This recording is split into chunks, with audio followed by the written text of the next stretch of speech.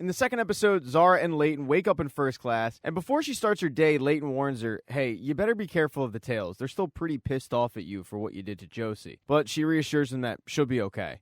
They then get a visit from Till. And Till and Layton walk out, where Till lets Layton know that half of the train is thrilled that Wilfred's back, while the other half thinks he's there to kill him. She also lets him know that adding 400 tailies to the population hasn't really done a lot to boost morale. And that there was actually an assault last night with a tailie near the tea room, and Layton says, well, do you know who it is? And she says, no, I don't. He says, well, go ahead, find out who it is. But she reminds him, I'm no longer a brakeman, so he decides to fix that, dragging her to Roach's office and swearing her in as the new trained detective. She fights back on it initially, but eventually she gets convinced to take the job. So with this new job title, she heads off to try to find out exactly what happened to the tailie. Layton and Roach, however, stick behind because they want to interrogate Kevin. Now, Kevin resists at first, giving a very impassioned speech about how important hospitality is and how much he loves Mr. Wilfred. But once they put wings in front of him, he starts singing because he's hungry and he hasn't had wings in 7 years. So he starts devouring them.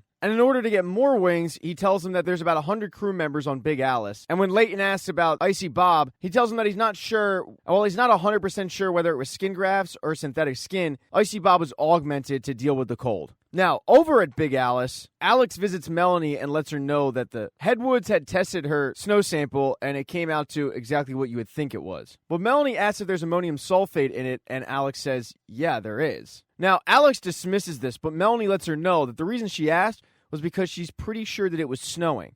And Alex reminds her that that's impossible. She chalks it up to another one of her mother's lies. She then brings her up to meet Wilfred because now it's Wilfred's turn to interrogate his prisoner, who sparks a joint and lets her know that even though that she thinks she's won this little battle, they can take precautions to slow the train to a crawl, making life on Snowpiercer a living hell.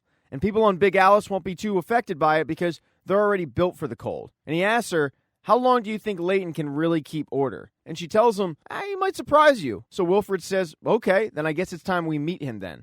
So Wilfred writes up a letter and sends it to the tail, and they're worried that it's filled with anthrax, so they call Ruth from hospitality, and immediately Ruth knows what it is, and she is happier than like a pig in shit. She geeks out over the fact that it was in Wilfred's handwriting. And in front of Layton, Roach, and Ben, she reads the letter aloud, which basically says, it's time for Wilfred and Layton to meet, and they might as well do it over a prisoner swap between Kevin and Melanie. Right away, Roach is against it, but Ruth says, eventually we're going to have to talk to this guy. I mean, he's connected to the train. And Ben concurs, saying, yeah, I have to be in sync with his engine. It's pretty annoying. But Layton's having trouble figuring out why you would swap Melanie, who's super important, for a guy from hospitality. And Ruth tells him it's because Wilfred values hospitality. They don't know how valuable Kevin is to him. So with that in mind, Layton says, all right, let's do it. We know that they're hungry. We know they have about 100 people. They're going to be watching us, so we'll just watch them.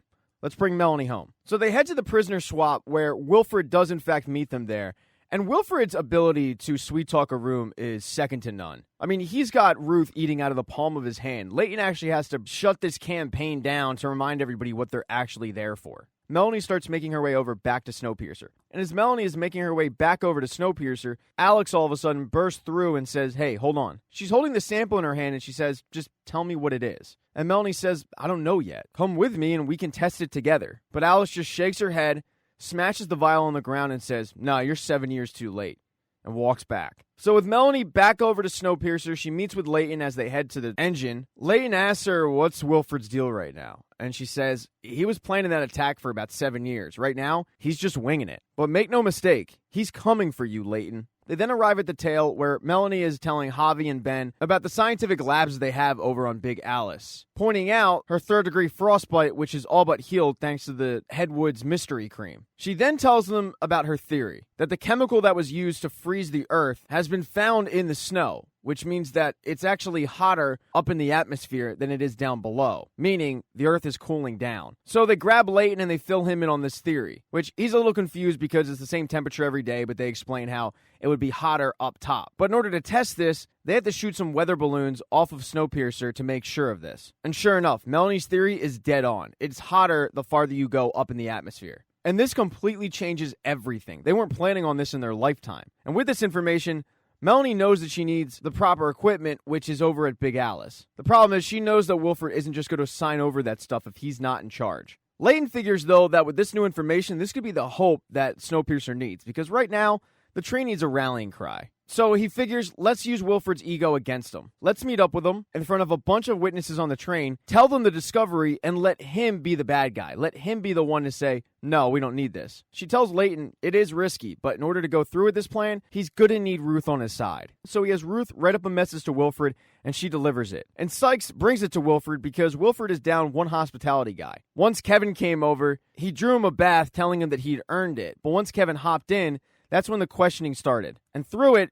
Kevin sheepishly admitted that he took food from Snowpiercer. And that's when Wilfred got really weird, taking off his clothes and hopping in the tub with Kevin, but then handing him a razor blade to slit his wrist with, because he tells him, you messed up. You told them that we were hungry. And this isn't the first time because you took mangoes earlier. Now, Kevin doesn't want to kill himself, but Wilfred is such a smooth talker that he convinces Kevin to slit his wrist, while once again Wilfred oddly sits in the tub with this guy's blood. It's weird. It's just weird. So Sykes brings up the letter, and it's an invitation to Wilfred to meet them in the first-class dining car to tell them about a scientific discovery. And Wilfred sees this as an opening, not to attack anyone on Snowpiercer, but to attack Layton. So he tells Sykes to accept the offer. But he doesn't want to be the one to attack Layton. He wants Alex to do it, once again using his sweet-talking skills to manipulate her. And the plan is to have her hide a razor blade in her mouth, pop it out at the right time, connect it to a handle, and cut him up. And initially, Alex thinks this has to do with getting back at Melanie, but he spins this dramatic tale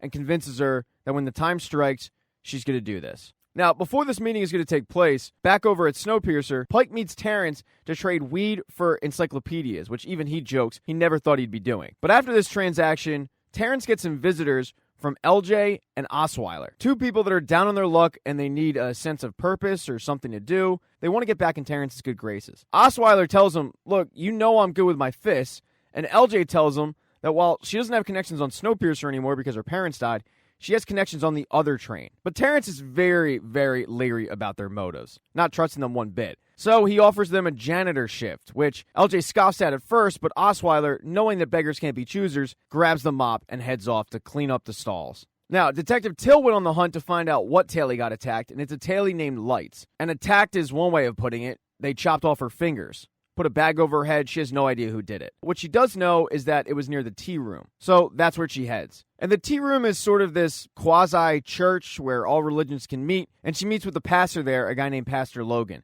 who tells her that he didn't see anything and he didn't hear anything, but he'll ask around. She notices, though, that he kind of has a shrine in the place to Wilfred. So she asks him, how's the train feeling to you? I mean, Wilfred was dead and now he's resurrected. And Logan admits that it is a powerful narrative. He tells her, you know, some people will bend their faith to fit the narrative. And she says, you mean Wilfred believers? So she's come up with a theory, and before Layton meets with Wilfred, she lets him know that she believes this wasn't an attack on third class. This was an attack by people who are big fans of Mr. Wilfred that want to cause chaos in Snowpiercer. And it makes sense because there are a lot of supporters on Snowpiercer for Wilfred. As he makes his way through the cars, there's a bunch of people that are thrilled to see him back, throwing up his W's.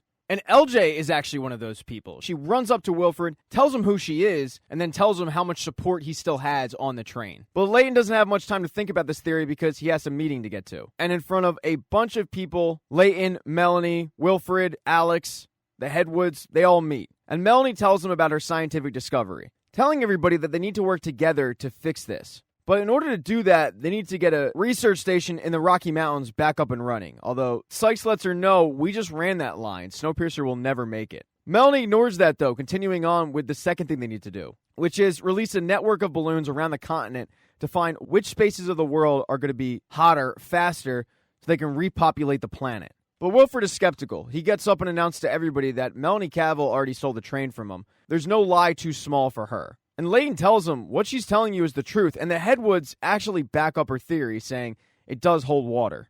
So Wilfred thinks about it and says, okay, well, to get the research station back up and running, somebody's going to have to man that for a month. And he thinks he has the perfect person to do that. It's Melanie Cavill. And there's some pushback from Layton, and even Alex is surprised by this, but Melanie doesn't put up a fight. She's always figured that she would be the one to man it if it came down to this. So those are Wilfred's terms, and Melanie's terms are simply that the hostility between Big Alice and Snowpiercer stop. She tells him the trains have to work together, and Wilfred chuckles at this, saying, well, I want nothing more than that. So she tells him, then I'll send an inventory for what I'm going to need. And then she proclaims to the entire car that the future is outside, and everybody erupts. But right before Alex is to attack Layton, Wilfred whispers to her not to, and it actually causes her to cut up her hand quite a bit. He then starts making a speech and throws his W up, and that's an epiphany for Till, who is watching it. She rushes down the lights to see what fingers were chopped off, and it's just as she suspected. Whoever attacked Lights chopped off the thumb and the pinky, leaving just the W. She now knows that the attack on Lights wasn't an attack on the tail, it was a message from pro-Wilford people. Now, while Till was confirming this, Melanie is walking Alex and Wilford out. But before Alex crosses over, she looks at Melanie and says, "Don't tell me this is for me." And Melanie says, "It's not. It's for all of us." And that's when Alex crosses over, but before she does, she smashes her bloody hand on the wall, smearing it, leaving a mark. Now, the reason that Layton didn't accompany them is because Zara had quite a day. She headed to the recovery room where she saw Josie, who was badly frostbitten. I mean, the entire body. To the point where the medical staff has her listed as a Jane Doe. And she tells the nurse practitioner she doesn't know Josie when she does. And with things going good with Layton, she's worried about the competition or about Layton's feelings with her. So she actually tries to kill her, meddling with her fluids bag, but she thinks better of that and decides not to. And after a talk with Miss Audrey, she's decided to let the past be the past, and she tells Layton that Josie is in the medical wing. And Layton flies down there, and to his surprise, not only is Josie in front of him, she's actually awake. Thanks for checking out this recap. Please consider subscribing to this channel. Like the video if you liked it. Hit thumbs down if you don't. Be nice in the comments section. Nasty comments hurt my feelings. I work hard on these. If I make a mistake, it happens. If you don't see the next video up in the end screen, it'll be up soon. Sharing is caring. Put it on your MySpace page or your away message. And check out my podcast, Scene Invaders, wherever you listen to podcasts.